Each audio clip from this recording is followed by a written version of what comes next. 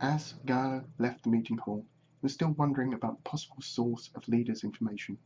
She certainly seemed very well informed about all of his actions. He was still not entirely convinced of her motivation in all these matters, and thought he might have to be a little bit more circumspect in his actions. Still, as Leda pointed out, any leak from Mayflower would have likely been observed by the Forsaken, unless it was a gas leak or something similar. That having been said, anything that could be as toxic as it appeared to be to the local wildlife should have had a similar serious effect on the Forsaken, and yet they seemed perfectly normal. Not only them, but apparently all the land animals in the area also seemed normal. It's only when the water entered the oceans that the adverse reaction happened.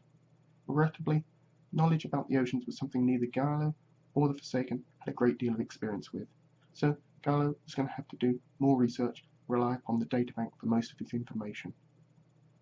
Gallo now had two courses of action open to him.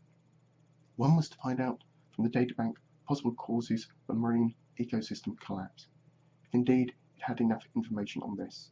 Second was to gather more information from both the scans of the ocean and from finding out from the Forsaken what was happening at the time of the heavy rains. Gallo decided to try the second option first. Once he had the information, he could then cross-match it against the causes of the collapse, and hopefully he'd then have a solution. The first step was to retrieve the information from the data link on the current conditions of the oceans to review the data. Most of it he'd seen earlier, but now he was checking for anything he'd missed, if there was something he hadn't considered as being relevant before. The results, however, weren't much more illuminating than before, and other than travelling down to the coast, which really would be a last resort seeing the distance involved, there was not much more information he could gather from here. Ogier and its scanners also weren't really designed for oceanographic surveys or for picking up small life forms, so he really would have to go with what he had. It's now time to talk to some of the Forsaken. If Farmer hadn't been too busy with other matters, Gala would have asked him.